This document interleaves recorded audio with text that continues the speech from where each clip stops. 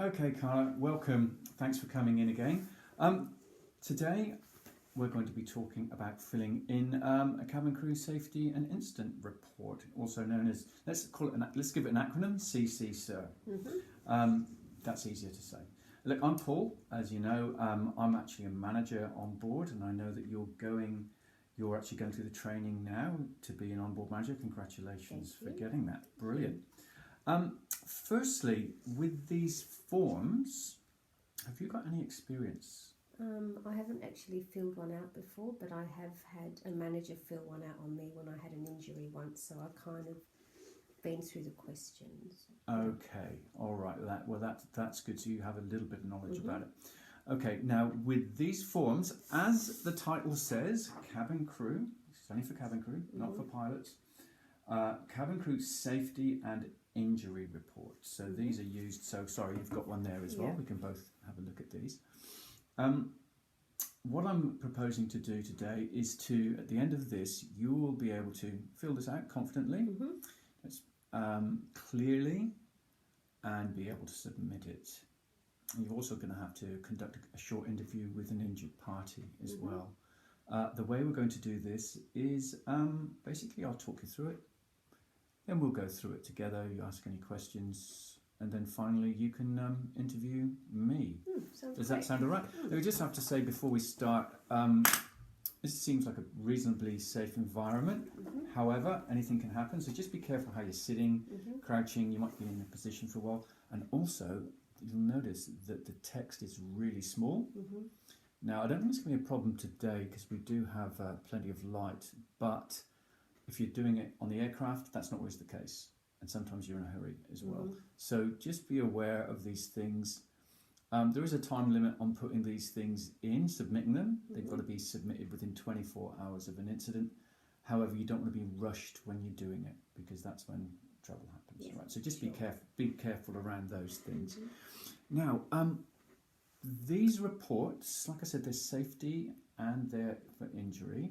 And the benefit to us as managers of doing this is that we will be able to prevent further injuries to our crew or even to ourselves by reporting the injury. And by doing that, the injuries to the company, to the employees, that will drop as well. So that's something you can have personal satisfaction from as a leader, and then you can promote that to your manager as well. I've prevented injuries when you go to your KPI interview as well. And of course we know that the company, one of the values is safety is everyone's responsibility. That's exactly right. So without further ado, let's get into it. So if you just have a look at the top here, there are a lot of bubbles to fill in. So we just start at the very top, and you're just going to tick which box this is. Not a ticket, you've got to actually shade it. Use a good black pen. And today we're going to be doing injuries, so don't worry about the safety too much. We just basically follow the prompts here. As far as it being confidential, it's pretty always no, and today it's going to be an injury, so we don't have to worry about that. Now, something that we can get mixed up on, reporter or injured party. So if you're reporting an actual safety hazard or something, then it's your name, but today it's going to be the actual person that's interviewed. And the rest of it's pretty much makes sense. Staff number, the date of occurrence, the time of occurrence, the work position of that person, so that's the work position they have on the aircraft, location, wherever that was, the flight number from and to, and your aircraft registration and the type of aircraft. Now the next bit pretty much makes sense as well. It's where it happened, and if you look through that, there's actually a section for other as well as hotel and transport and those sorts of things. Now you've got to think that transport private and those sorts of things, it's from when you start your duty. So if you're going to work, that actually counts as it as well, believe it or not, and when you're coming from work for workers' compensation things as well. So it's not just on board, it's from when you put on your uniform and leave your house to when you get back to your house. So you can be getting these forms at any time. When, it's all there, and you'll actually see there's a block there for training. So if you fell off your chair, let's hope that doesn't happen, touch wood, we'd fill out one of these and tick that box.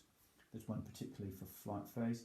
What happened and why? You'll get through to that by just having a quick interview with the person, finding out what happened, and that's really important to find out why it happened, so we can stop it happening in the future. Next bit is what action was taken, and there's a spot for customer, but we won't be filling that out. And then we get down into the injury section. So you can see that it actually asks all these questions. What were you doing? Is a recurring injury? Who treated you? Those sorts of things. Then we get to the nature. What sort of injury was it? Was it concussion? Was it death? What type of the body? What part of the body it was? How it happened? And there's some boxes to tick there. And there's an other as well there as well. So it may not cover everything that happened. And then why? So we can get down to that. And then finally, most importantly, your name, which will be, because you'll be the manager on the day, of course, because that's going to happen soon, the staff number and your signature. And then what we do is we make sure that gets delivered to the company one way or the other as soon as possible. So I'm going to get you now, if you're comfortable, to go through this with me. So I'm going to give you a little bit of a scenario, and you talk me through what you're going to do. And once you're comfortable with that, if you ask me any questions, we can you can actually interview me and do one yourself. How does that sound? Yeah, cool. Brilliant. That's good. Okay, so as we say, from the top, what would you do? Just tell me what you'd do. So I would,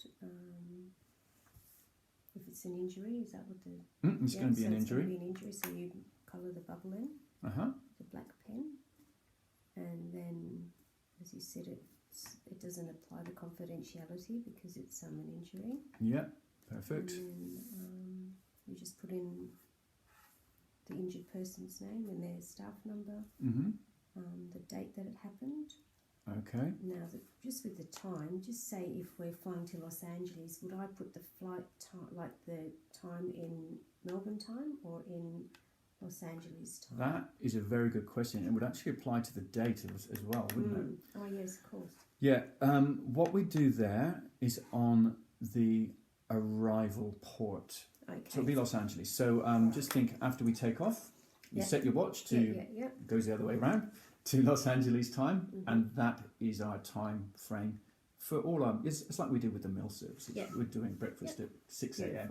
or LA time. So that's what time it would be in there. That's what the office would be working off. And of course it's in 24-hour format. Yeah, good question. Yeah. So, work position, that's pretty self-explanatory. Yeah. Where it happened, so I just tick that bubble, colour the bubble in. Yeah. And when it happened, again, pretty self-explanatory. So where it says what happened and why, so I just ask the person that injured themselves, tell me exactly what happened.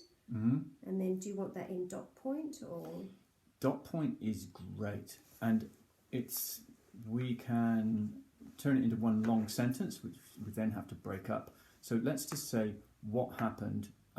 Let's say it was an overhead locker. Someone was going to push it closed, or they opened. Let's say a crew member opened a locker and a bag fell out and hit them on the shoulder. You would have to get to the bottom of that. So how would you explain that? So you would ask the crew member exactly what they were doing. Yeah.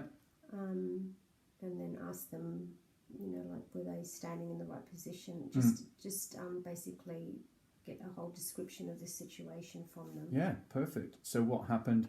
Opened locker, bag fell onto shoulder. Yeah. That's the what happened. Yeah. And then why did that happen? Yeah. That's the question we're asking. So so then you'd ask them, why do you think that happened? And they can say, oh, well, too many bags were put in the locker or whatever. Perfect. Now, which would lead us naturally to what action was taken? That's right, yeah. So just, again, fill in the little dots. If you notified the captain, if they notified me as the manager, if I had to contact the base for any escalation. So I just put a brief description of what I did there. Now, if someone has injured their shoulder, what would you have done? Would you have had a discussion with them? Oh, yeah, of course. So you have to have a safety discussion with them to see how they can avoid doing that next time. Perfect. So it would be something like... perhaps if you're opening a pull down lock, get someone to be there with you. Just maybe do that. Or, have situational awareness. Yeah, so perfect. maybe make some suggestions there.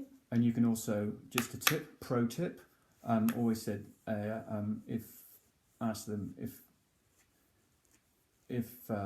injury, if it's not something you need medical assistance for straight away, that they do have the availability of a Corners medical or company medical person at any time. Yeah, so that covers you as well. Yeah.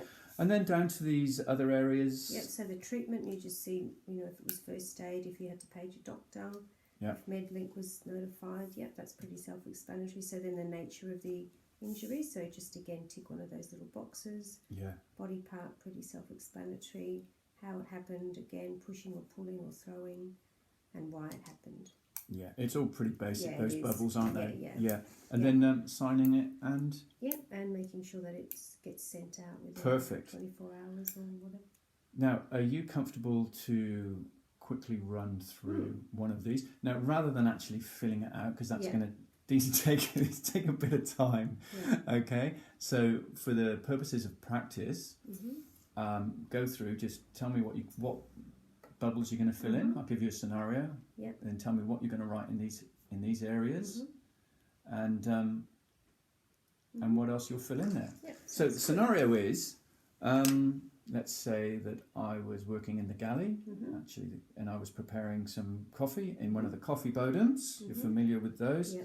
So I've taken the lid off, and I've put the bag in, I filled it up with hot water, I plunged it, and the hot water's come out, and it's gone up my arm. Now, I'm not badly burnt at all, but it's red, and I've come to you and said, I've got to let you know that I've burnt. I've just got hot coffee on me, I managed to get it off. Okay, so over to you. What would you do using the CC stuff? So firstly, I'd say just make sure you're okay. You're okay to fill this in. And so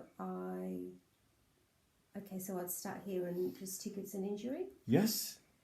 And I would ask you your surname and all your details here and your staff number code and today's date. So if we're in Los Angeles time, then it'll be that LA time as well as LA date and time where you're working. The flight number, so we're going Melbourne to Los Angeles, just the aircraft registration and the aircraft type, so I'll do all that. So that's pretty much just routine paperwork. And so then I'd say, so Paul, can you tell me exactly what happened? Where were you when this happened? Okay, sure, I'll tell you. I was working in the galley. And so I was going... Bubble the galley bubble there. I was making a pot of Bodum coffee. So I put the bag in, I filled it with the hot water, and then I plunged it, and as I plunged it, the water came out and went on my arm. So would you say that was during service preparation? Yes. Okay, so I'll tick that bubble. And the flight phase, was that in cruise? Yes. Would you agree?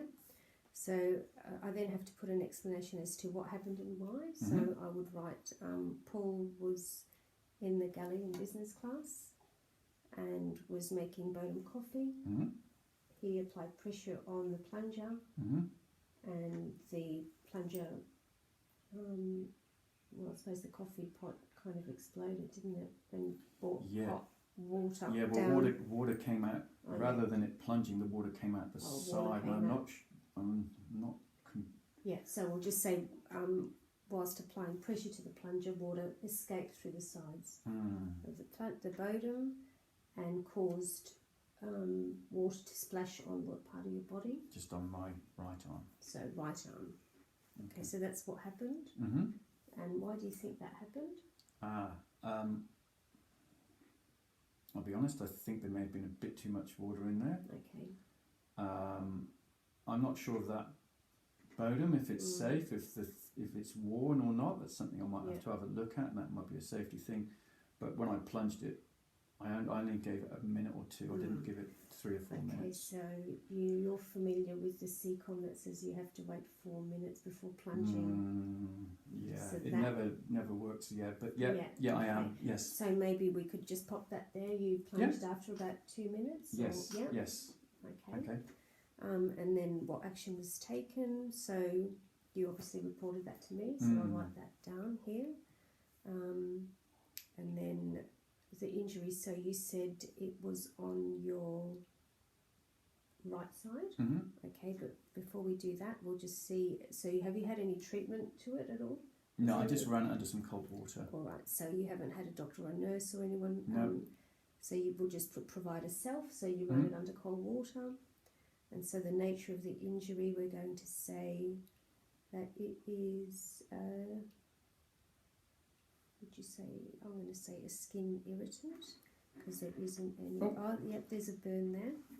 So we'll just tick burn there.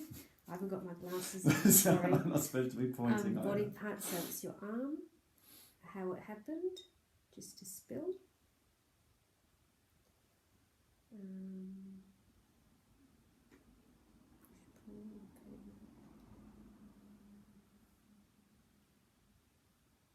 Here we go, contact with hot liquid. It's there, I saw it eventually.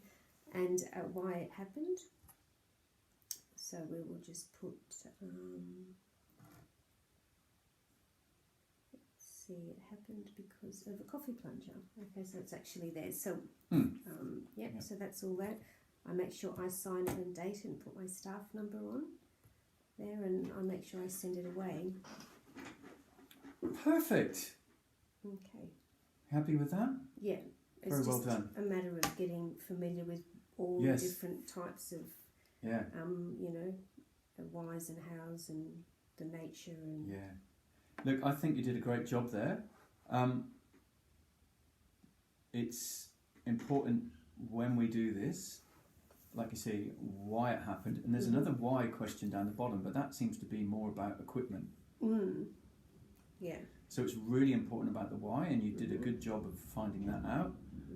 What action was taken. You can put in there, you did say about a safety discussion, but you could also put treatment in there as well. The running water. Especially if you imagine it was a major incident, you might put something in there. Yeah. But like you say, there is a treatment section here as well, so this form is not perfect. But I think you did a lovely job there. And I think the most important thing is the duty of care. Yeah, that's at the beginning. You know, are you okay? Are you okay? And I think you did that beautifully at the beginning. And obviously, I wasn't holding my arm or anything like that. Does that make you feel confident? Are you? Is the confidence there now? Yeah, definitely more so than before. But I think just practice and just familiarisation, I think, as well. So the more familiar I become, I think the more confident I'll be with that form and just the terminology and where the different bubbles sit. And as far as this training session's concerned, any feedback on that? No, that's good. I'm pretty visual, I think, so I need to be able to see what I'm looking. I saw that. See that rather than if you were to tell me about it, I probably would have got all muddled up. But actually talking about it and seeing it works great for me. Yeah, I'm pleased about that. Well, I'm glad it's worked out for you, and thanks for your time, and good luck with everything. Thanks, Thank Paul. you. Bye-bye.